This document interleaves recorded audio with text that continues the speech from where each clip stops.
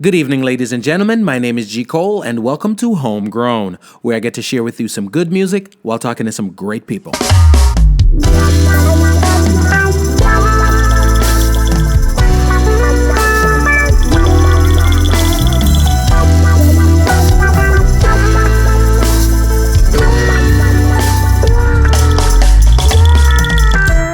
Hello world, hope you're feeling as good as I am. I want to big up all my homegrown listeners out there and welcome all the new listeners. If you haven't yet subscribed, please do so we can keep you updated when new material is available. We will be posting new episodes bi-weekly. Want to thank everyone who has been listening and sharing. Please leave us a comment, we'd love to hear from you. Please check out the website homegrownwithgcole.com to listen and for all things homegrown. The podcast is now being downloaded on iTunes, Google Play, Stitcher, TuneIn, Spotify, iHeartRadio, radio.com, and all your podcast platforms. We're also very interactive. Please follow us on Twitter, Instagram, and Facebook at MyGCole. The video of this interview is available on YouTube. Please subscribe to our YouTube channel. This is episode 68. And today's guest from South Florida's Y100 Radio, DJ GQ. Again, our guest today, hear me say all the time, we are doing a series called The Other Side of the Microphone. We talk to what I deem the marketing, the promotion aspect of it. I feel like the curators create the music, and then it's got to get out there some way. So we got to consult the professionals, i.e. you, to get it out there to that part of the world. And of course, we've got DJ GQ with us today. Open up your microphone on the whole nine. He does radio, the biggest parties in the world, on the highest level. Lord. Don't let the baby face fool you. He's got tenure in this game. You know what I mean? Oh, man. Sir, with that kind of introduction, I'm telling you.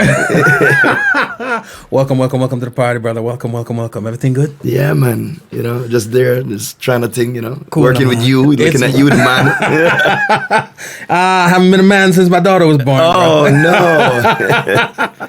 But we're getting it going. I always, again, we're talking about the other side of the microphone. Mm-hmm. You know what I mean? Every day, I talk to a lot of artists. I'm talking from the legends to the upcomers. We talk to everybody. But, sometimes there's a little bit of a disconnect. Yeah. Some things people think they know when they don't. Some things they think they understand when they really don't. But it's all about knowledge. It's all about them things. So we always look in the rearview mirror. At least I always do it. Because I feel like it helps me to understand who you are. Of course. Why you do what you do. Yeah. And so forth. We talk about the rearview mirror. Give me a little insight of young GQ, before even GQ, growing up in Jamaica. What was that vibe like for you? Well, I mean, I started off as a promoter in Jamaica still. At 14, I was Jamaica's youngest promoter. Mm-hmm. And then I moved back to Miami at 17 because I was actually born in Miami. And I moved to Jamaica when I was 5.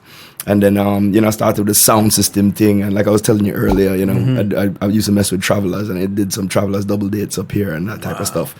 And then it was probably like about 98, 99, a brethren of mine called me and said, yo, if you could get to Atlanta in 4 hours, you can do Puffy's album release party. What? And I was like, yo, all right, I'm there. Right, and, I got there and the hustle was real. I met 112, went on the road with 112, met Andre Rison, did his retirement tour, met Akon. I was Akon's first DJ. Wow. Then I toured with Kevin Little. I became Kevin Little's DJ. Wow. And then I for like 2 years, I was DJing for DMX.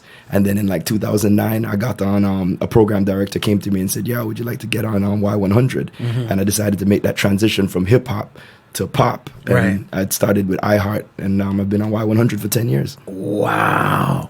The story in anomaly got that's enough. Yeah, that's a condensed story. That's a condensed version. Yeah, in between is wild, you know what I mean? I love it. It's amazing because for the most part, when I sit down and talk to, I put a lot of focus and effort in the reggae dancehall part of it, right? As a consumer, I consume it all. Yeah. But as far as pushing it and exploring, the marketplace for the artists, it's normally for the reggae dancehall acts because I just feel like the other genres have a lot of support. Yeah, man. We don't. Yeah. But the issue that people get into a lot is you want to get that mainstream. You want to get into mainstream, but they don't know how to get into mainstream. Yeah, but you know what? It's that work, man. Because there's certain artists that try, or at least I feel they succeed keeping their name kind of live in mainstream, like even like a Mr. Vegas. We were talking about that the other day too. Them people that they just work, man. Yeah, you know what I mean. And then then again too, it's who you know an opportunity. Because I remember when Blackout produced "This Is Why I'm Hot," and Dizzy came to me and said, "Yo, I'm messing with with Junior Reid, and I brought Junior Reid situation in to do "This Is Why I'm Hot" remix. That's you know? Mims. Yeah, Mims. Right. And then you know, like Pull Up. I remember when Vegas was going back and forth with his drama in Jamaica with Bounty Killer and the whole, you know, write off like my Honda Prelude, and then Bounty Killer say, yo, Mr. Vegas, and you know, all of that drama was going on, and he came back up here, and then that's when Pull Up was born. You know what I mean? And you know, we sat down and in an in-house team worked that to radio, commercial radio. Wow. You know, but the thing is, these guys are diligent when it comes to work, and then you have the real dancehall right now. They're so core market. They're not really trying to, like, you know, see up here, and then when they get to a certain level and they realize, yo, you know, we need to focus on the foreign money, they come in and they try to do hip hop. They don't realize that true reggae style is what the foreign scene wants. Wow. And I'm wowed when you mention that, because it's a conversation we have every too often, right? When I say, and I hate to draw names, but I'm going to talk about, for example, when Sizzla, one of my favorite artists. Yeah. I remember when Sizzla, one of the dopest, one of the most influential in reggae to me over the last 20 years. Yeah. Sizzla was doing his thing, and up until the real thing, and then, you know, you're loving it, and then you hear him sign with Dame Dash. Right. And I'm like, okay, so Dame saw him for what he does and brought him in. Great example. We're going. But then him start trying to go hip hop. That's what they do. That's just like when Beanie Man did Girl Them Sugar with Maya, or when Killer with No. It's like everybody always tries to do these big hip hop records, but realistically, Sean Paul, True to Style, Temperature, right, and then look where that went. Yeah, you know, or a Shaggy, you know, when he does his True to Style records, and where those go. You know, amazingly, you mentioned that. People knock you, and you know how it goes when it comes to dancehall and hip hop and even basketball, stuff like those. Yeah, they deem it the hood sport. So in other words, and what I mean pretty much is they give credence and credibility to the person who has the struggle coming from the hood and all that. If you come from uptown, or if you come from a privileged background, which is why I think some people didn't really give Kobe the ratings he's supposed to get, because he didn't come from the struggle. That deep still. That, you know, but it's the real. And I think it's the same thing. But truthfully, Sean Paul is one of the few dancehall acts that I've never seen straight from dancehall. Yeah. Yeah. And I mean, the rhythm, you can go up on a hip hop rhythm all you want. Yeah, no, of course. But and he does combos and blah, blah, blah. But still, you're right. He stayed real true to style. You know, but I mean, I definitely, I'm sure his management had something to do with it, you know, up to his, you know, his last form of management and stuff. And, and, you know, the thing is, you know, it's a dude, when you talk to him, you know, he's a real rootsy youth. You know what I mean? I grew up with all them youth, and is a dude that really just, like, he loves and endorses reggae music. Wow. Yeah. So the major ingredient here is the hard, diligent, consistent work. Of course. I think the key word is consistent. And that's hard to find from anybody, man. Yeah. You know what happened? 50 Cent said something a couple weeks ago. It was basically how a lot of these artists that are coming out right now are going to be one-hit wonders. And when they asked him why he said that, he said because the fame came so fast that they don't have that there's no struggle story. No, exactly. Yeah. You know what I mean? So that's why it's going to come now, and you know, there's no diligence to come with that next record. Wow. I dig that, and I think Massive and crew out there listening right about now, I firmly endorse that, because, you know, I was talking to another legend way back, and they're like, if there's really no story, there's nothing to sell. Yeah, true. You know what I mean? Yeah, man. It's fast food. You can create something, you can fabricate something, and it comes at the times. Yeah. But if you really want something stellar, some longevity, something for last, there's got to be a story, because what you're going to talk about. Definitely. I dig it. Ladies and gentlemen, we chopped it up with GQ. We're talking about promotion, we're talking about the business, the industry, the whole nine. Where did the love, not just how did this love of music? Because with everything it takes to make this happen, it's got to be love. Yeah. You can't even go through a relationship with a woman if you don't love her, let alone something as grueling as music. Where did this love of music come from for you? You know what happened? You know, I always had it. You know, when I was a from a liquor youth? From a liquor youth. Because I remember when I just didn't know how I wanted to get involved. So when I was 14, and I was like, you know what, I want to promote dance. Right. And I remember my first dance was with Silverhawk when I was 14. And I've heard that name in a while. I actually did a clash, Silverhawk, Super D, Super T, when I was 15, and it was at JTRDC in Mona. I'll never forget it. Wow. And that's when the whole my dances, they came up with one and what a controversy, and all of them kind of named it. Yeah. And it's like, I just knew I just had to do something with music, you know. And then I didn't even have the nickname yet. Right. And then it's when I came up here, and I came back up here to go to college, and I realized, you know what, I don't want to do architecture, I don't want to do business, you know. And then I went to graphic design. I was like, what am I doing? And then I ended up going to Miami-Dade. I was the first generation of their audio engineering program, and I was just like, you know what, I worked a job. I went because just when I got up here, I had to get work, obviously, to pay bills. Right. And I went to Tony Roma's, and I worked there for 2.5 hours. And I looked up at the sky and I said, you know what? 2.5 what? Listen, my first W-2 said $10.50. I worked for 2.5 hours, and I said, you know what? I'm gonna be a DJ. Yeah. And from that day to now, I've been a DJ. 2.5 hours. I never heard that before. I gave you the I thought full you were gonna story. say. I thought you were gonna say I was there for 2.5 years. Nah, fam. 2.5 hours. Yeah, man. Passion, Yeah, love. man. I'm digging it. Ladies and gentlemen, that's what me tell you, the thing goes deep. Sunshine, blessings, Racine. There's a whole bunch of people right now. I'm gonna give you a joint right now. We'll talk about Sizzler. Well, yeah. Let them know. Trust me, one of my faves right now, all right? Kalanji. Kadamawi. Instalas, yeah. Ha, you're nastalin. Yo, Ibako City and Chalva. Addis Ababa. Yo, I'm a Gideon. I was born in a system that doesn't give a fuck about you, nor me, nor the life. I forget, keep my guns low, you never know, just in case things get freak. That's just the way I live, yeah, that's me, yeah, as is. Don't go misbehaving, don't take it slight. Behave yourself when you're making it right. It's called I Was Born. Sizzler's Rise to the Occasion album. Way back. Classic. You're good. You're good. Empress Unique, what's up? Coming out their mouth. Whoa, now you get me mad. I shove it down your throat. You know I bet Babylon we ain't got nothing in common. I'm the son of Solomon. Oh, telling me lies. Kalanje, GQ. Let me ask you this, because you're known as if we do the research, you're known as one of those eclectic DJs. You're going from pop, rock, hip hop. Yeah. If they want country, you probably have it too. Yeah. But you're a kid from Jamaica. Yeah, man. Where did this eclectic blend, this style, this open ear for all genres rather than just your home genre, where'd that come from? I don't know. No, yo, like real. You can't cuss on this show, right? I'll keep it PG. But yo, I have no idea. Like, I mean, I got booked for this thing one time.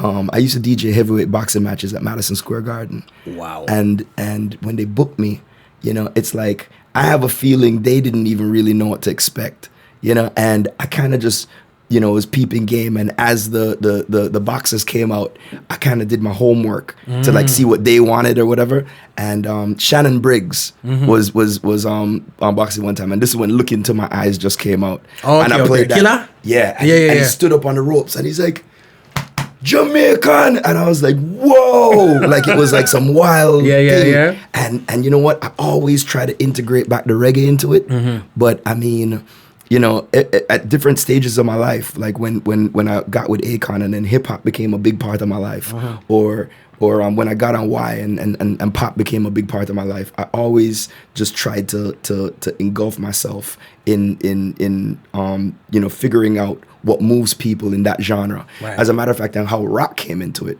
I was actually one of the resident DJs at Voodoo Lounge downtown Fort Lauderdale back in the day. Man. Vintage. Yeah, exactly. Vintage. And then when they partnered with Dennis Rodman, and they made Rodman's Rehab outside, they said they want the format to be 50% rock, 50% hip hop. And Rodman basically said the only way any DJ can play is they gotta understand rock and play rock 50%. So I started going to rock bars, and then like, it's different having rock and playing rock versus seeing people scream like, you know, I love rock and roll, and you see that response. The mosh pit kind of vibe. Exactly. And then I basically took the best of that and then integrated that into my set. So I know when I play something, I'm going to get response out of it. Versus then, you know, you have a lot of DJs these days just have music on a hard drive. And was playing. can't play like that. Yeah, you're not playing for the crowd. You just have to play some music. Yeah, you just got play 4 some hours music. to do this gig, and I'm playing some stuff. Exactly. Now it gotta be you. Every time you DJ, you gotta DJ like your life depends on it, or it's the last time you're ever gonna play. Wow. So that gig is going to determine the next gig. Yep. Or the lack of Yep. the next gig. Exactly. I love it. The thing is serious, ladies and gentlemen. And again, it's always important for me to talk to people who are in the trenches. Yeah, man. It's amazing with this culture and with anything else. When people see you doing what you do, they see you on Y100, in all the events, spotlights, but they don't see the grind. They don't see the come up. They don't see the struggle. Yeah, man. I dig it. Juanita, it's a big up, Mitch, big up. Thank you all so much. We're having a blast right about now. And again, I'm getting as educated as you are. So just roll. All right. Now, from the research I did also, you play your trade on mainstream radio. Y100 here in South Florida. You do guest mixes and the beat in Santa Maria. That's what, California? The what? Oh, you play on in California sometimes? I'm on 95.7 The Beat in California. Cool, man. You got too much stuff going on when you got to think about it. Yeah. Alabama. Yeah. Where you know all this? I'm just saying. You did your homework. I did the research. Okay. I'm just saying. Hot 103.5 in Alabama. Wow. Most, I keep saying it over and over and over. When we think the culture, right? Yeah. We're thinking some form of reggae dancehall radio format. Yeah. Right? Yeah. When you went, because we speak a lot about you playing in the clubs and you playing at the venues and at the boxing arena, you can feel the energy, so you can do that research on the fly. Right. All right? When it comes to now going over into radio, what was that animal like going over into radio when it's not a reggae dancehall format to the radio? All right. Well, it was rough because the thing is, program directors in commercial radio in the U.S., they don't want you to play the new stuff, or they don't want you to play dance. I was actually one of the first DJs to ever play Hold You on commercial radio, and I vetted for that radio. You mean the Egyptian Hold You? Egyptian Hold You, and I vetted for that record hard. That's why, again, too, the newer relationship I have with VP was because of that. And when I was going through that, my PD was like, yo, like, PD means program director for the people who don't know, but looked at it and said, yo, what is that? Like, no, don't play that. Wow. Like, I mean, so I literally had to, and then as it was climbing, show, and, before it was like integrated and actually got plays. But, I always try to put in reggae, or island music when I can, but it's rough. I can imagine. Do you get to play whatever you want, or is it mostly dictated by the program director? Half and half, because, I mean, within reason, like if you come to me with a record and it has no coverage, whatsoever on commercial radio, you're gonna be sticky. I can't sit down and be the first man. It's rough. Unless I have a vision. And know that there's gonna be backative or future in this record. Because I mean, let's keep it real. When you have a record, there are like 20 pieces to the pie. You know what I mean? You have to have a team. You have to have imaging, just like you said. You have to have a story. When we were talking about that before, the record obviously has to be good. But there's so much involved. Money is a part of it. It's not just I got a hot record. Exactly. You know what I mean? Back in the day, in the 90s or 2000, you could have a good sound or a gimmick record or something and blow up off of it. But those days are done. Wow.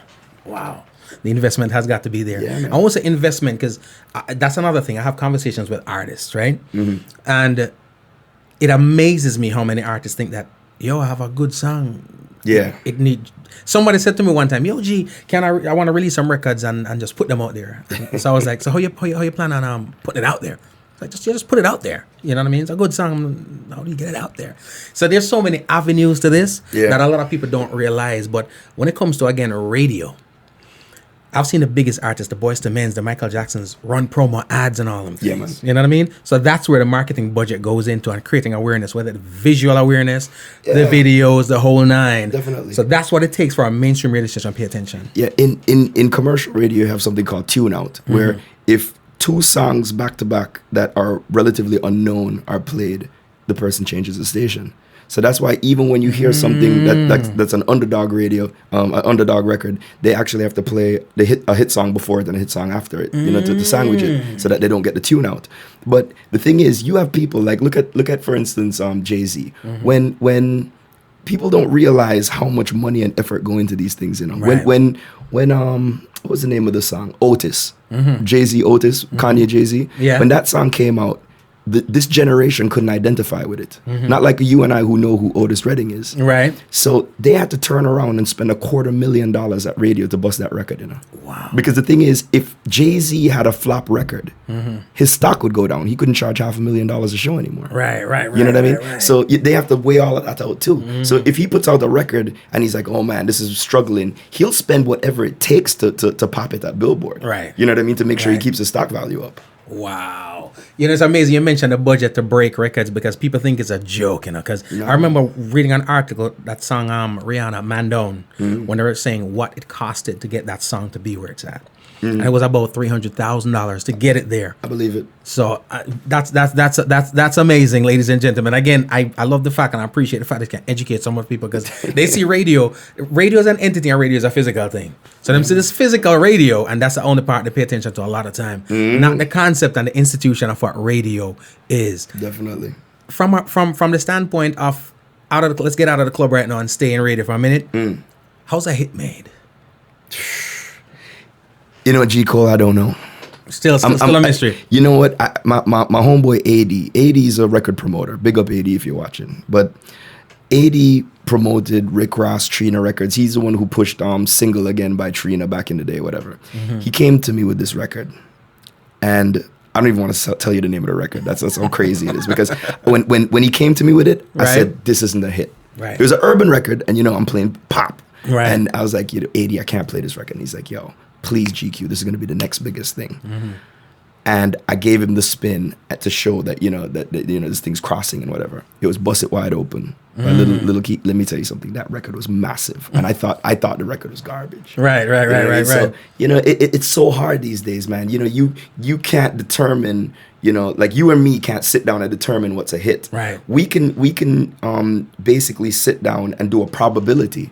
You know what I mean? And say, okay, well, because of the speed of the record, you know, if it's like 100 BPM and it can mix, or 80 or 130 for a fast one, or we can turn around and say, okay, because of speaking points, you know, it's about love or sex or money. You know, okay, this is relatable music. Or okay, well, you have $100,000 behind this, so you know, obviously budget's behind it. Or your team is G Unit. Okay, well, you have a good team behind it. We could turn around and sit down and play, you know, the probability game. Right. You know what I mean? But just straight up, you know, I mean, would you think that Little Nas X was going to be a big thing 2 years ago? No, I wouldn't think it last week. Yeah, exactly. But, so, there you go. You know? Yeah, because that's the word that comes up a lot. Hit. How does one create a hit? Yeah. I know it's not just the song. You know what I mean? You've got to have a lot of other things going on. It's having as much of that pie I was telling you about at once. That's what at one time. Yeah. So basically, like back in the day, like early 2000s, I was in Vibe, I was in Source, I was in all these things. I did Rap City like a bunch of times. But the thing is, I didn't do everything at the same time. And then I saw Khaled, you know, came up and he's like, yo, I'm dropping an album. I'm like, yo, then all of a sudden, everywhere like White on Rice, he was on Vibe, Source, XXL, all at the same time. Then Fat Joe saying, Khaled, I see you. And, you know, whatever. Then boom, he drops Holla at Me, Baby. And it just happened all at the same time. Had to break. So it has to be simultaneous movement. Yeah, man. And then his team was strong. You know, Baby from Cash Money backing him. Yeah. You know, his money was right. Everything was just, you know, the pie. He had the whole pie. Wow. You know, so now it's amazing again you said that because we talk to people. I sit down here oftentimes, can't predict a hit. Yeah. We do the research and I can tell you might be missing this, that, not from the music standpoint, but just what you're doing. Right. You know what I mean? Because like I said, you're absolutely right. A lot of times people come in thinking, let me do this one thing or these two things. But the part of it, especially us, I think culturally we stray away from is the fact that budget better be real. Because it's not about, when you talk about budget and promotions when it comes to reggae and dancehall artists, they think payola. Which is not what I'm talking about. No. It's just everybody that's doing something, every work, every cog that's spinning and connecting costs. Exactly. Advertising. It could be just an advertisement in a magazine. It could be, you know, definitely. Awareness ain't cheap, I'm telling y'all. All right? You're not cheap, all right? I'm going to give you something else, ladies and gentlemen, just to make sure that you're rocking with us. You know what I mean? For the people who know the culture, the roots and them thing, yeah? Easy. What's up, Mish? So we just burn them evil concept because we said that is a destruction to the Wagwan Herlon, Linford, Sligo, Charmaine, blessings, Sheikah, hey. Jaja sit City, Jaja Town, them Racini. and it's in a cowboy town, aye. When you can know, Jaja City, Jaja Town, them off it on it's in a dead man town, aye. Juanita said 2.5 hours sound like a song title. We no want no more than in a town.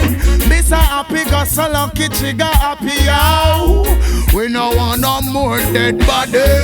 Well, Miss a Joe kill quick. We no want no more hit. We no want no more grave. We no want no more casket. Well, life we promote, which is righteousness. So don't get a lick. We no look and know. Jaja City, Jaja Town, them want to turn it in a cowboy town. Aye. We no look and know. Bloody city, bloody town. They're tuning in, they're paying attention. Because they're not accustomed. Them a tell me how them call. Big 45 we shoot out them brother mole. No for said them cold like up at the North Pole. So them shoot down the hung, shoot down the hole, shoot down the puss and all the dog and the fall. Every weekend them take a next payroll. It's Capleton, ladies and gentlemen. Them shoot out. More Fire album. This Marcus Jaja City. head off he go roll. Be a touch on them thing I come on, you know. Jaja City, Jaja Town, them have it on it in a cowboy town. Aye, look and know. Jaja City, Wagwan Hope, one big up Jarena. Caden, Matthew. Aye, them think them reach the ultimate. Yo, but them no reach nowhere yet. Aye, them get caught in the internet. Of society, I tell me. GQ, let me ask you something, because a lot of times, again, still, well, not radio this time, but dancehall, the clubs, the festivals, the arenas, right? I think there's so much of a struggle going on right now here, especially in South Florida. Yeah, man. I've always said, we have all these talent here, these Grammys and whatever on the walls and the mantelpiece, but we can't bust artists for nothing. Yeah. You know what I mean? When you play out, because you're playing out the Caribbean, you play Europe sometimes, you play wherever across the country. What's the difference when it comes to the appreciation for the music by the masses in your eyes versus home? All right. You see, the thing is, when you go to regions like Japan and stuff, the appreciation is like tenfold.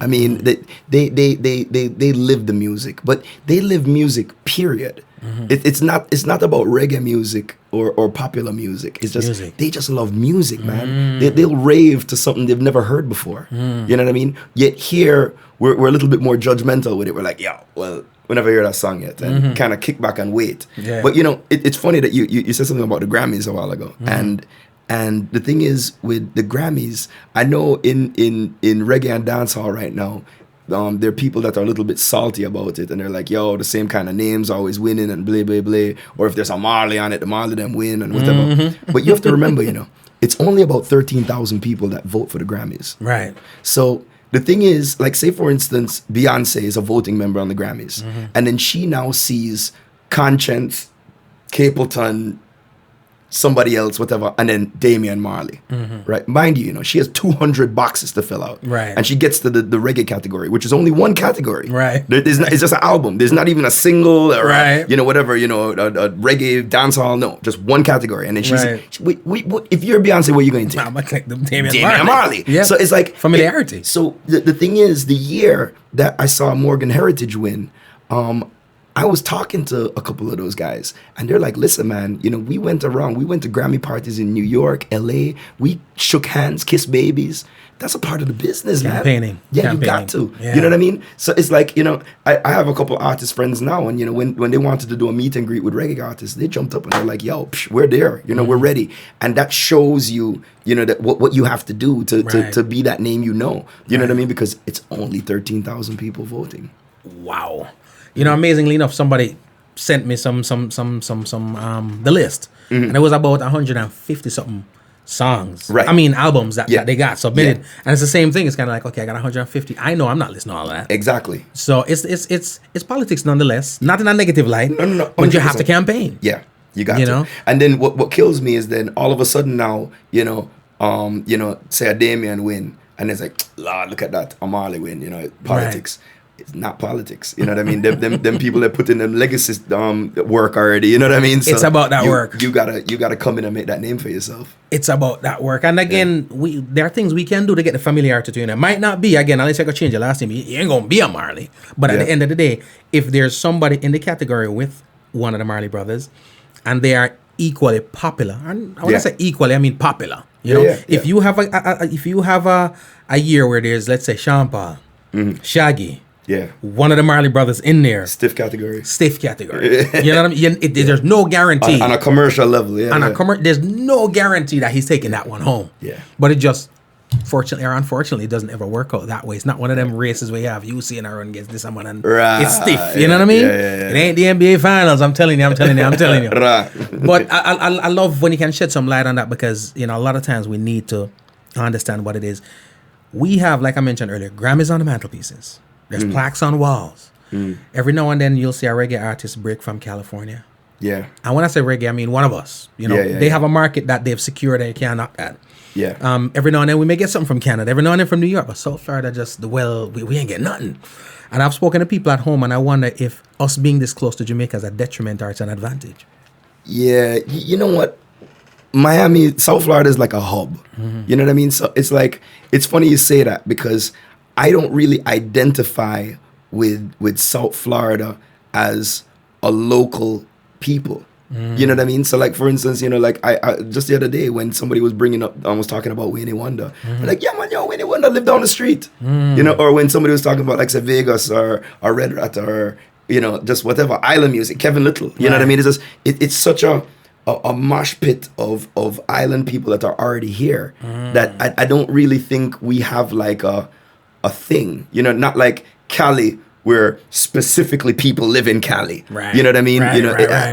I don't look at it. Miami is a different thing. I've been here. I mean, I go to Jamaica maybe 2-3 times a year. You know what I mean? But everybody just knows that GQ's a Jamaican youth, but they're in Miami. You know what I mean? It's right. Yeah. So that's part of the struggle. Like I said, Cali has a base. Literally, if you're a Cali artist, you're a Cali artist. You're a Cali artist. You're not really a South Florida artist. No. And I get the impression also that even if they are residing here for authenticity purposes, when the project goes out, they're branding it Jamaica. Like, yo, Jamaica, I'm living it. You know what I mean? For that authenticity. Which, incidentally, there's no such thing as an artist from a city in the US that just breaks and goes commercial. Like you literally have to be coming out of Jamaica. I don't know if anybody's realized that. But even when like look at even like I think who was it? Who was Ricky Rudy? Ding Dong. No, Bling Dog. Bling Dog. Bling Dog went back to Jamaica to bus. He was Ricky Rudy up here forever. Right. And he wasn't popping. And he wasn't popping. But the thing is, when you come from Jamaica, it's like that's the way you pop. You know what I mean? So there's certain artists. I was giving somebody advice the other day, and they didn't take it well, and they didn't want to. They stopped talking to me. But if you're listening, you probably know who you are. But again, too, it's the same thing. It's just they've been up here so long that you get that American swag. And it doesn't play well for that core audience. The core audience wants that real Jamaican thing. Right. That's the real consumer, because I think that's another thing that creates a little bit of an issue for us. I think people misconstrue who the consumer is. Yeah. You know what I mean?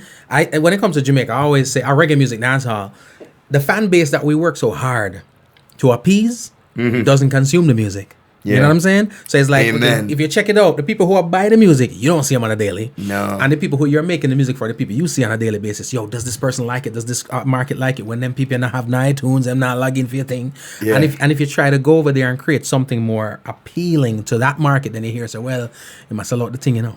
You understand what I'm saying? So we have a struggle that I don't know, but you mentioned even Bling Dog, there's Etana, there's Taurus, there's a bunch of people who had to venture back home. Got to venture back home. I just use that as one. Trust me, according to Dean Fraser, them 1 year when you drop your foot into the water and all them things there. You never know.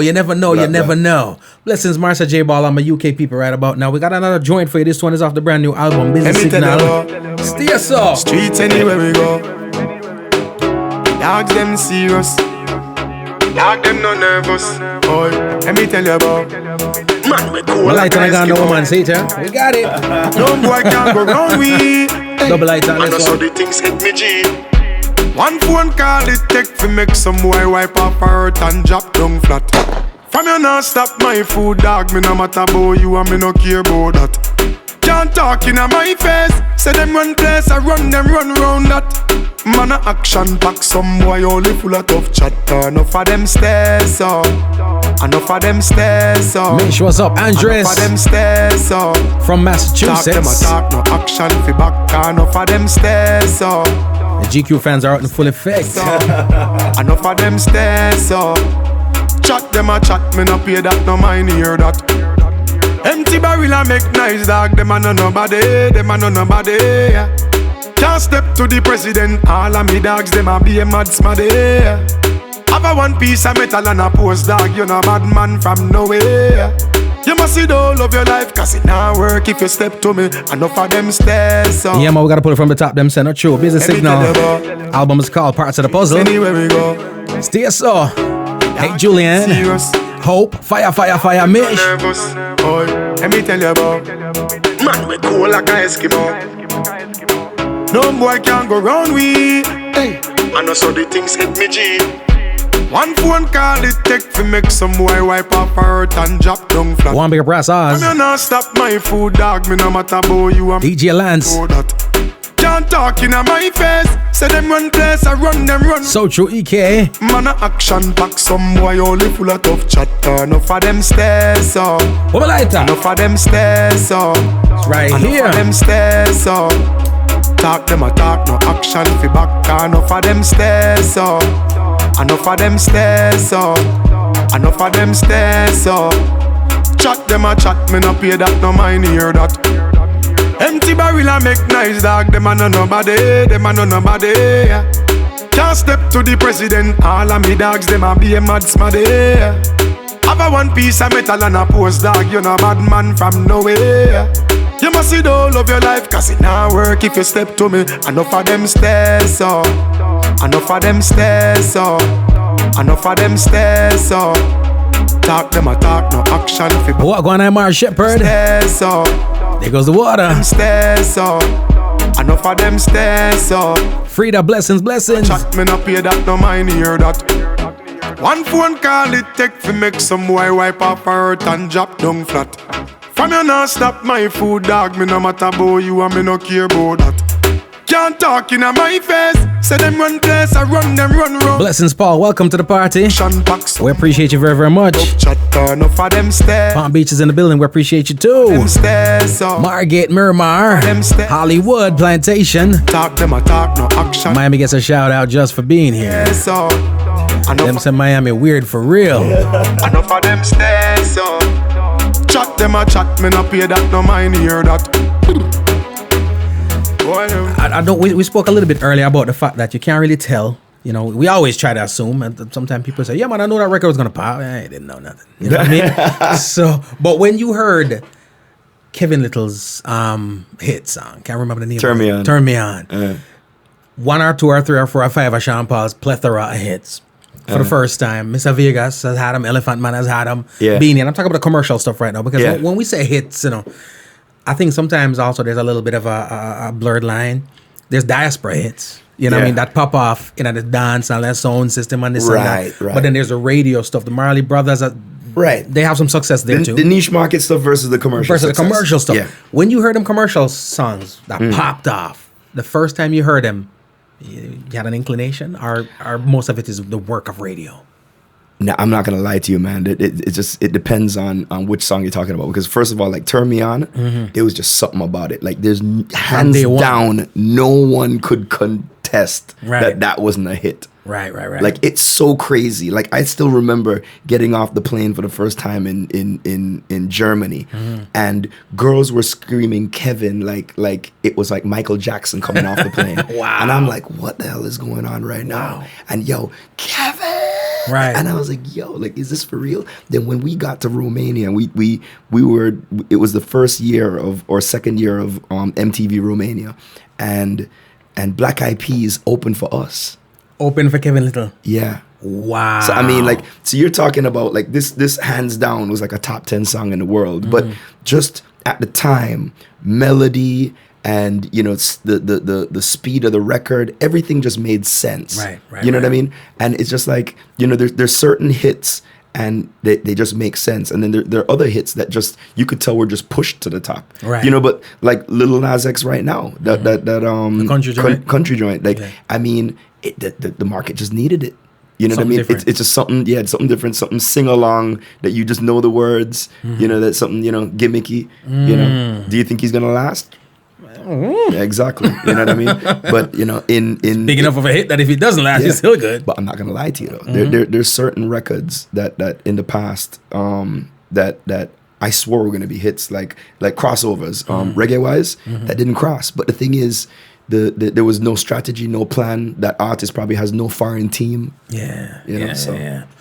It's and the word you use there that I think is missing from a lot of this is team. Yeah. You know what I mean? And the whole concept of team, not your cousin.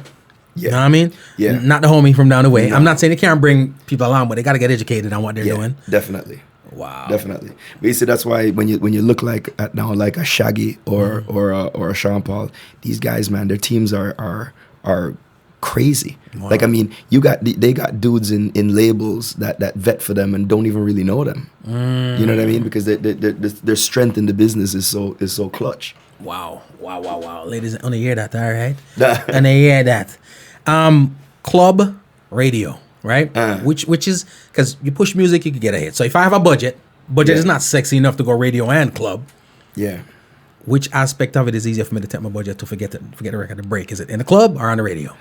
It depends on your record. If you have a record like Bad Man Forward, you know, I mean, obviously the club's the way you need to go. Right, You know right, what I mean? right. Because I mean, like, let's keep it real now.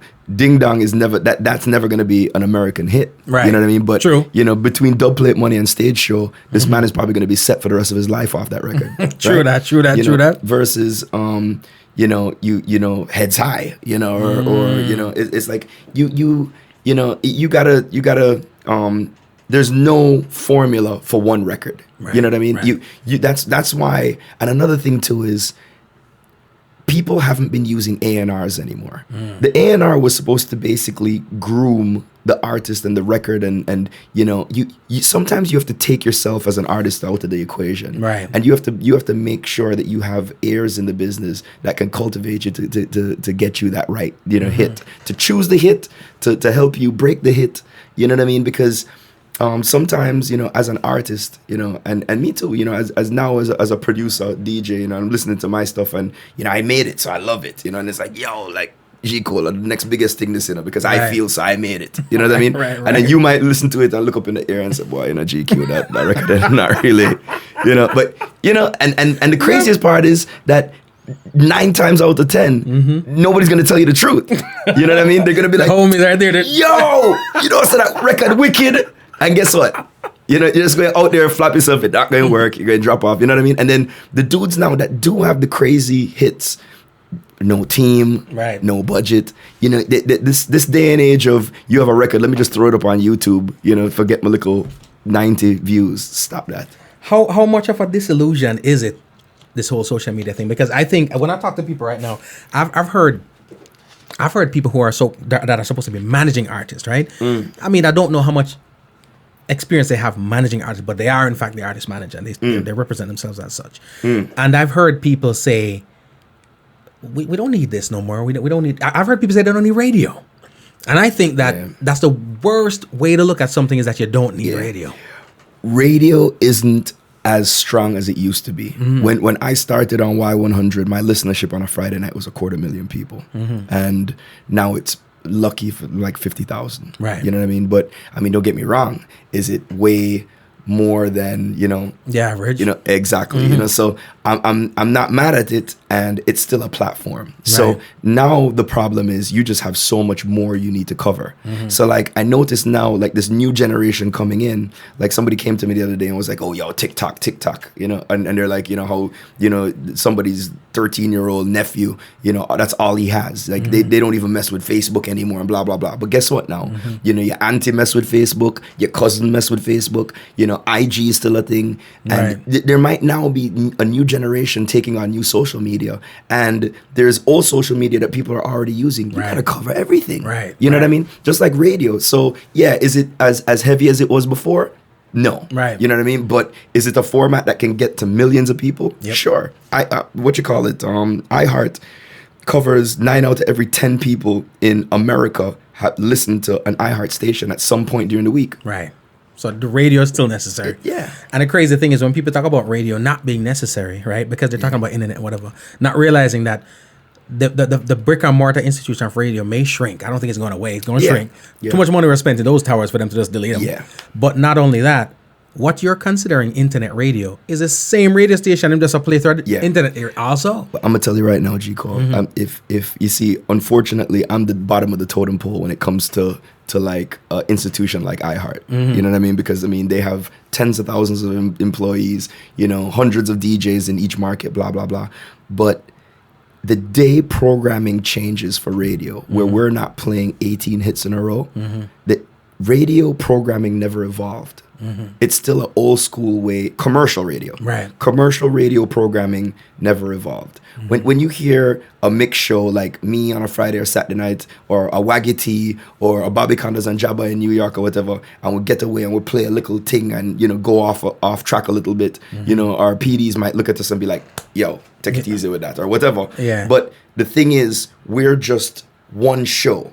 The programming straight through the day, you're listening to 18 songs over and over again.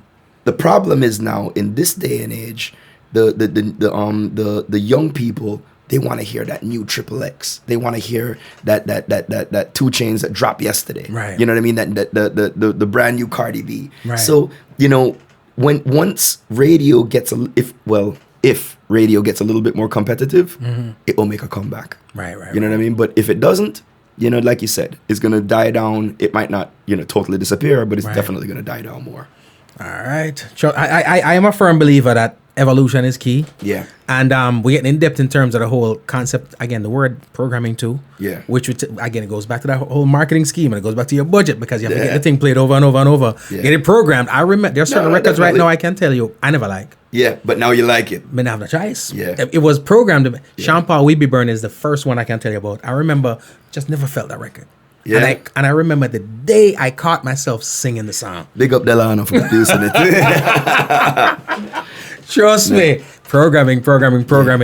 Radio in Jamaica, radio in the US, night and day. Yeah. Right? It is. You got more freedom down there. Right. Yeah, but you see, the thing is, again, too, it's because it's not as competitive in Jamaica as it is up here. The problem with up here is, you know, you have so much option. Right. You know, so that's why, you know, unfortunately, from back in the day, the programming standpoint of it was a proven thing. You know what I mean? So, you know, the people that are monitoring, they're like, okay, you know what? If there's 2 records in a row that they don't know, they're gonna tune out. But that's not the same thing in Jamaica, because Jamaica is super trendy. Right. You know what I mean? It's all about the new things. All of a sudden, you hear a new cartel, you're like, yo, and you're gonna You're dialed in. Yo, exactly. And then when Yeah. they wheel it 5 times, you listen every time because you want to hear it straight from beginning to end. Right. So format's very, very. Oh yeah, definitely. But you see, the thing too, you know, when it comes to like reggae, you know, reggae and soca are markets that as the new thing comes out, you want to hear it. Right. You know what I mean? But you know, popular music in America, you know, has to be promoted to you. Again, back to the business. Yeah. I love it. Ladies and gentlemen, hey, listen, nobody got harass GQ and see me in the street right about now. Nah, come beat me up. Come beat the man. He's just telling it like it is. Yeah. The formula. It's a formula for everything. Yeah. When we talk about mainstream commercial radio, it's populated a lot with pop, country, hip hop, R&B, stuff like that, right? And then of course we have Latin music, which is right now reggaeton, keeping it real killing live. the game. Yeah. Dope. Afrobeat is doing that thing right about now. Afrobeat too. Reggae and dancehall music. I had this conversation with somebody before saying that reggae and dancehall music, where the foundation of that is love and peace and unity and the struggle in us. I don't even know if it'll ever be competitive in the market space like the others that were built somewhat on frivolry. You know what I mean? On the party and the vibe and whatever. But when it comes to breaking records, do you think that the formula is any different for any genre? In verse of reggae? Yeah, every genre has a different a different formula.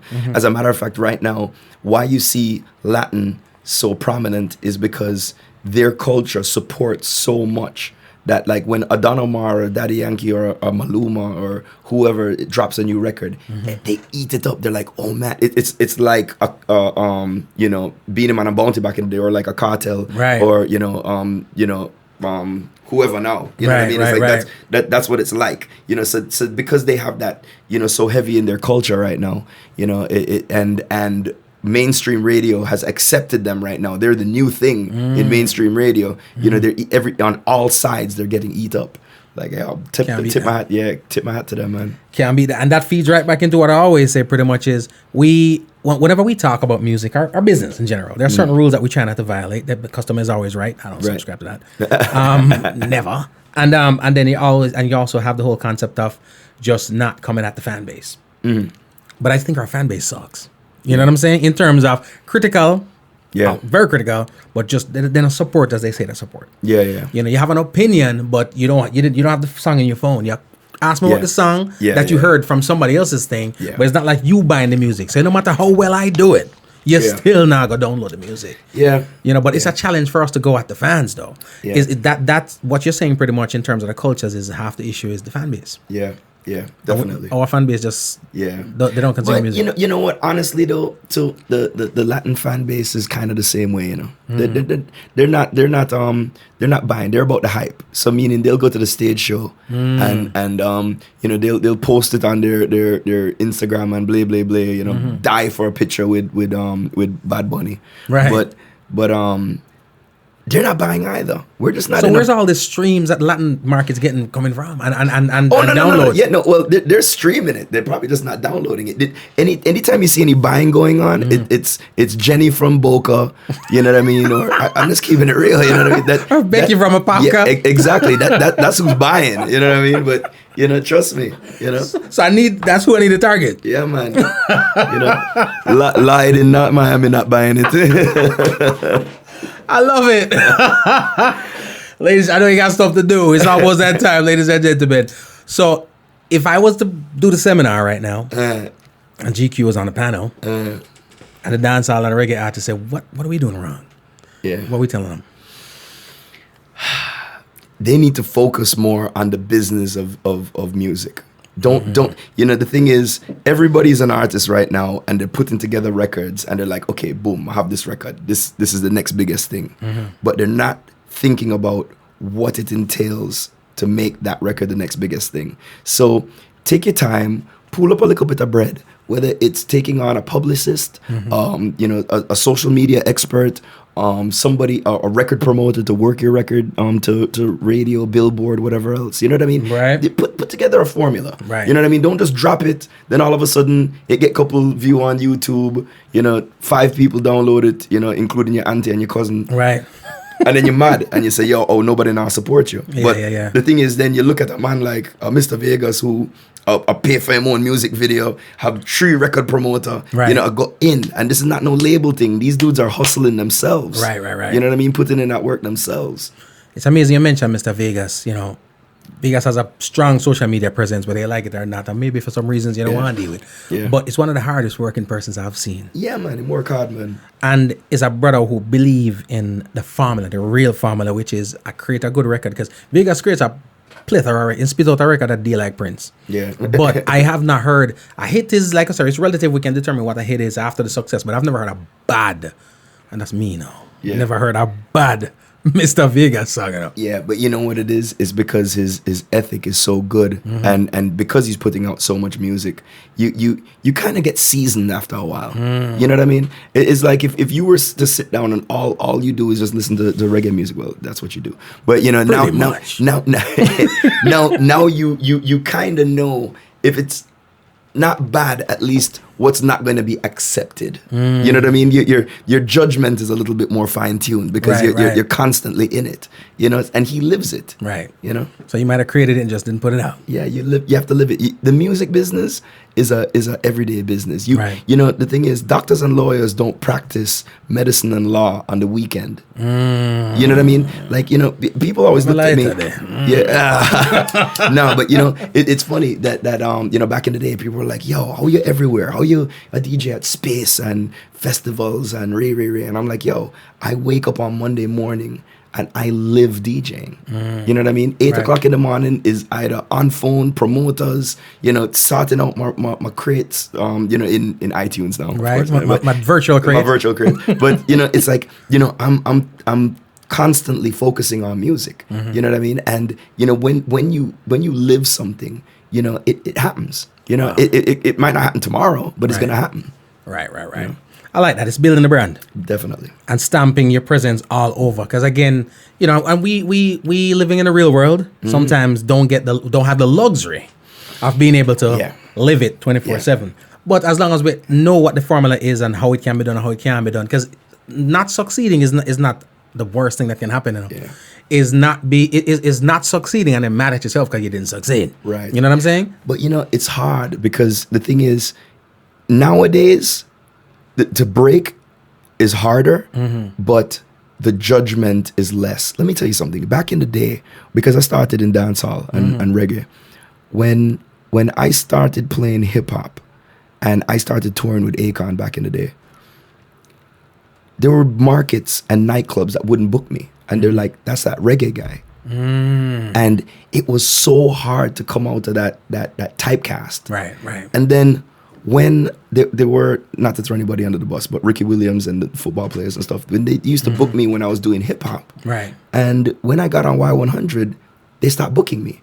And they're like, we didn't even know if you played hip hop anymore. Oh, they're wow. like, yeah, because, you know, now doing pop. Exactly. You know, you playing Justin Timberlake and, you know, Britney Spears and back then it was 2009. Right. You know, so it's like, you know, you realize that, you know, coming up, everything was so segregated. It was so hard, you know, and they were like looking at you, you know, very niche. But the thing is now you have, you know, I was at this festival in Europe and DJ Chucky was on. He's there playing, you know, some heart-wrenching house. And all of a sudden you just hear in front of 30,000 people, you're, oh, Lamborghini Mercy, and the place busts. Wow. And, you know, I'm like, wow, like you never see that, but Waka Flocka on Ultra. You know what I mean? It's like True. The genres have meshed. Right. You know what I mean? I'm putting together a stage show right now with reggae artists on it that are going to come out on my electro stage show and perform reggae records on my electro set. Wow. You know what I mean? Because, Wow. you know, that's what it is now. You know, it's this hybrid now. Yeah. You know what I mean? Yeah. So because of that, you know, anything can really work.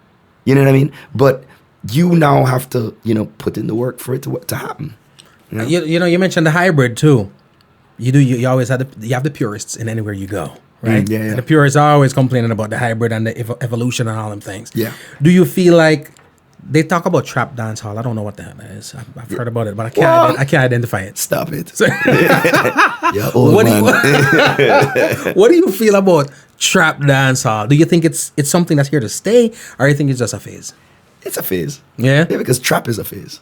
You know what I mean? But just like anything else, you have to remember, you know, I hate to say it, but like just like disco was a phase, hip hop, you have like the 90s hip hop, that was a phase. Right. You know what I mean? Then you had this pop stuff, you had that puffy era hip hop. Right. You know what I mean? It's like everything's a phase. Right. You know what I mean? So you're gonna, just like right now, what's coming into that the mainstream phase right now is like Afrobeat. Afrobeat's gonna come and wreck this market, you know? Like you're gonna see Afrobeat all over the place. Davido and these dudes are just opening the door right now. Right, You know what I mean? And then right. they're gonna be big like the Bad Bunnies and Daddy Yankees and stuff and whatever, and get the run that Elephant Man and Sean Paul and them man to get that run, you know, at that time. Right. You know what I mean?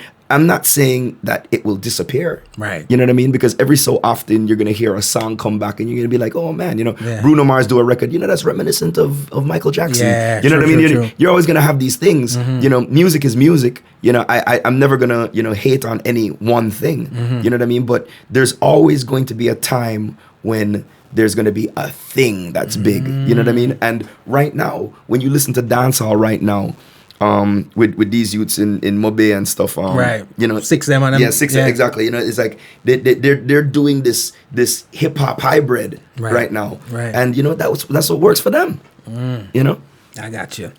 You mentioned also what you went through with like the football players and stuff like that. Once you went to Y100, right? Yeah. It's kind of like, okay, for lack of a better, he went pop. I don't know if he plays hip hop anymore. Right. Do you find that because you're immersed in the hip hop, the rock, all these different things, then the Jamaican culture feels like you are not connected to them, or do they still have GQ as one of them guys who? so I'm gonna keep it real with you. Yeah. So they booked. I was the headliner for like ATI and all that wonderful Ray. A couple years back, and I didn't shell it.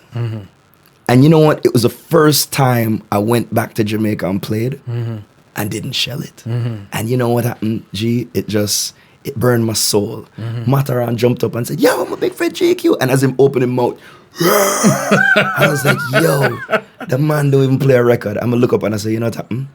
My time here is not now. Right. And I kind of dressed back. But funny, like me and Walshfire went to Trinidad year before last and did Soca Monarch, 28,000 people, shell it, you know, and I'll do things sometimes here and there, you know, Jamie Young, Absolute, me and him do a little thing here and there or whatever. And, you know, I'll do stuff, but I'm very wary of what I do now because I know my lane. You know what I mean? And it's like, I'm not going to go now run down every dancehall thing. Right. And then there's certain dances that will book me and, you know, it's a special thing. You know what I mean? So that, you know, people, you know, will come up and it's almost like a family reunion when I'm playing. Wow. You know what I mean? Wow, you know, yeah, versus, you know, me trying to now, you know, run down to Mobe and, you know, right. you know, Pier 1, you know, and no, it's just, you know, I'm not, you know, I got you. And I guess knowing, like you say, your lane helps you to preserve your brand because you 100%. know what, running at every lane and 100%. And then when I do those shows, it's a big thing. Right. You know what I mean? They miss you. Yeah. I love it. Ladies and gentlemen, it is GQ, and trust me, but I said gems, Right. jewels. Make sure you're paying attention, all right? What we got going on here? Respect. Content is very important. Yup. Gregory Shaw, bless up Keva gets everybody over there. Big up Common Kings, everybody out there doing what they do. One more big joint for you, all right? One chance.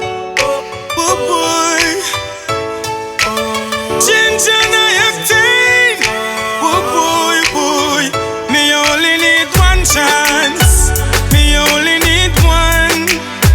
Given that opportunity, cause me have ambition, yeah. Get a you need one chance. We only need one. Given that opportunity, and you will see we big plan, boy. Right now we need money in a bank book, one Benz with a man foot, a roll up like one pants foot, yeah.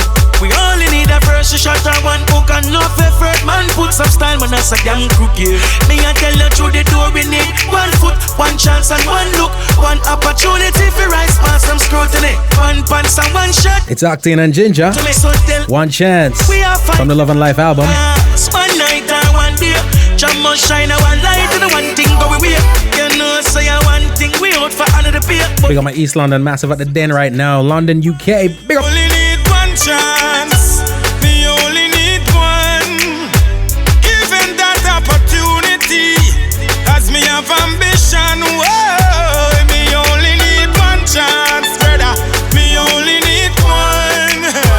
Given that opportunity, me I go make some hit songs. Whoa. Change it. Man want to left ya, man want leave, but them a stress up. Man life be better, me no want to use beretta 26 letter in the alphabet, but I am me choose. It's spell money, so me no use another letter. Yeah, man, again, big up the massive and correct on Switzerland. Also, Denmark is locked in. I appreciate y'all so very much. Wow, go on, Anya. Thank you. Straight up, when it comes to breaking records right now, right? Yeah. The internet, all kind of crazy stuff are about, like, no, talk about it. Does a DJ, because back in the day, DJs used to credit themselves as breaking artists and have the capability of breaking artists. Yeah. Is it the same right now where a DJ can say, you know something? I like that song, yeah? I'm going to break this joint. No. No? You see, the thing is, when it's rough. It's kind of, because you see, now it's a collective thing. You need DJs to break a record. You know, it's a collective force. I feel that if everybody, you know, meshed together and pushed something, yes, it would break. But back in the day, when Funkmaster Flex was dropping bombs on records, he could single-handedly break a record. Right. You know what I mean? Right. I've watched him tell Atlantic Records no to a record, and they literally stopped funding on a record. Wow. That's how crazy it was then. Right. You know what I mean? But now, you know, times have changed. You know, now all of a sudden, you know, like I said, you know, maybe when I started radio, I could have probably went hard on something and broke something. Right. But now, you know, I could play my heart out with a record, and, you know, it just is not the same. So you need a cohesion. You need a bunch of DJs Have to. No, yeah. So that's why I said, you know, you have to work. That's why, you know, there's certain people like Chaos from Grind Mode, the dude who did I'm So High. You know, these guys went to strip clubs across South Florida and just worked because, you know, obviously a strip club DJ is going to be able to play a record easier than a radio DJ. No program director. Yeah, exactly. And you have to just find what you can do to work your project. Right. You know what I mean? No matter where it is, what the niche is, you know what I mean? And just keep going from there. Right. You don't have to have no crazy, I'm not saying, pull a second mortgage on your house and, try push a record. Right. You know what I mean? Because, music can be unforgiving sometimes. So much so. Yeah, but the thing is, you want to put together a solid plan and not go into it blind-eyed. I love that. And again, I ask those questions because there's so many musicians up and coming and existing that watch the program, and everybody's asking the question, how do we get it out there? Yeah. Because I've seen people with the budget still not know what to do with the budget. Yeah. You know what I mean? And again, it's identifying your project. I've seen that too, literally, where the artists that used to go to the strip club. Yeah. They used to meet up with a stripper outside and say, yo, I'll give you a certain amount of money to dance to your set. To this. And religiously every night she comes out to this song. Right. And if the core market that they're trying to get to is the strip club market, they might hear that every night. But the joke about it is, if they did that with every strip club in South Florida, which, like I said, regular job, wake up 8 o'clock in the morning and hustle, you know what I mean? You'll be surprised that there are people that break records like that. Yeah. Bizzle, the I'm a Stripper record, Chaos from Grind Mode, I'm So High. That's what those guys did, man. Wow. You know what I mean? Lex Promotions, who pushes Ross's stuff. That man would living in the strip club pushing Rick Ross records in the club. You know what I mean? And the grind has got to be done. It has to be there. It's a full-time job. Don't feel your record is just that good. No. I love it. I love it. I love it. Now we always talk about evolution again. Music is the forefront of what we do, but there's always places to go. Talk to me about GQ's Craft House. So is my bar venture. So I opened a craft beer bar in here, Lauderhill, Florida. And, we specialize in craft beer. We have like about 60 different types. And it's like a hookah lounge. And tonight is my homeboy, Mecca if you're, he's a South Florida staple. Yeah, it's his birthday tonight. So, we're going to do it up good, Cool now, man. Cool now, man. It's in Lauderhill. Make sure you come out and have a good time with GQ. I've been down there. I'm telling you, dope spot, nice little vibe. Come out, bring a date if you want to. Take your woman, somebody else woman. Just come have a good vibe, you know what I mean? But it's comfortable, and I never really ventured into craft beer until coming to sit down with you. I got something for you tonight. Listen, come on out, come hang out with me. When I leave the studio here, I'm gonna go hang out down there. All right, we're gonna have a good time. Come out and come enjoy some craft beer with me. But yeah, man, I love what's going on. I dig it. It's different because whenever we think about ventures, if you have to tell me, say, well, all right, DJ GQ is gonna go become an entrepreneur, is gonna start a venture, I would not have ever assumed it would have been. Honestly, I was actually going to do GQ's Rum Runners, and I was going to do a rum bar. But it was with investors and all sorts of stuff, and I was like, you know what happened? I don't even want to go through this right now, So I went to a smaller venue, decided to do the craft beer thing because I got into craft beers at the time, and, I just did it myself, I love it. Yeah. I love it. Well, keep doing what you're doing, brother. And on behalf of my people watching and myself and the people listening all across the globe, I want to thank you so much for stopping through and not just hanging out with us, but dropping knowledge because a lot of people learning today. Yo, anytime, my brother. Appreciate you. Always. GQ's Craft House. Come out, man. Drop the flyer up on your screen one more time. Come out and check it out, all right? And there you have it. Thank you so much for tuning in. It has indeed been a pleasure. Please be sure to subscribe to the podcast, Homegrown with G. Cole, now available on iTunes, Google Play, Stitcher, TuneIn, Spotify, iHeartRadio, Radio.com, and all your podcast platforms. Please also check out the website, homegrownwithgcole.com, to listen and for all things homegrown. To watch the video of this interview, it's available on YouTube. Please subscribe to our YouTube channel. Remember, be safe, be kind, and be good to each other. My name is G. Cole, and this is Homegrown. Nakikinika sa música, Homegrown with G. Cole. Estás escuchando Homegrown con G. Cole. 您现在正在收听的是 Homegrown with G. Cole. You're listening to Homegrown with G. Cole. Remember, all the music played here on the podcast Homegrown with G. Cole is available on iTunes, Spotify, and all your digital retailers. Please support the artists.